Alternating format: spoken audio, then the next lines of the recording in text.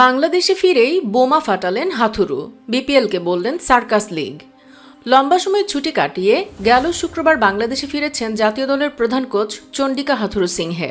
পরিবারের সঙ্গে ছুটি কাটাতে নিউজিল্যান্ডের বিপক্ষে অ্যাওয়ে সিরিজের পর অস্ট্রেলিয়ায় যান তিনি। ছুটি শেষে আসন্ন শ্রীলঙ্কা সিরিজের জন্য দলের সঙ্গে যোগ দিচ্ছেন এই লঙ্কান কোচ। এসবের মধ্যেই বিপিএল নিয়ে বোমা ফাটালেন তিনি।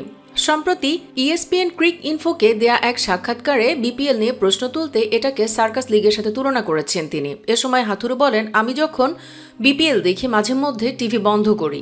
একজন ক্রিকেটার একদিন বিপিএল খেলছে, আরেক দিন অন্য টুর্নামেন্ট খেলছে, এটা একটা সার্কাসের মতো। তিনি আরও বলেন, বিপিএল এর বর্তমান সিস্টেমের সাথে একটি বড় সমস্যা আছে।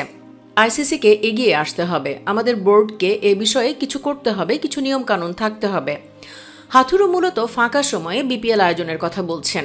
তার জন্য বিসিবিকে আইসিসির সাথে বসার পরামর্শ দিয়েছেন। আইসিসি যাতে অন্তত ওই সময়ে বাংলাদেশের কোনো সিরিজ না রাখে। মূল কথা, আইপিএল স্টাইলে যেতে হবে। ভারত যেমন আইপিএল এর জন্য আইসিসিকে বশ করেছে, বিসিবিকেও সেটা করতে হবে।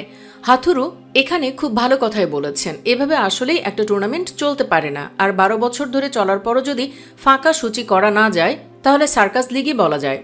বন্ধুরা, হাথুরুর কথা খারাপ লাগতে পারে, তবে এটা কিন্তু তিনি আমাদের দেশের ভালোর জন্যই বলেছেন। অনেকেই তো ভদ্রভাবে বলেছেন, তাতে কাজ হয় না।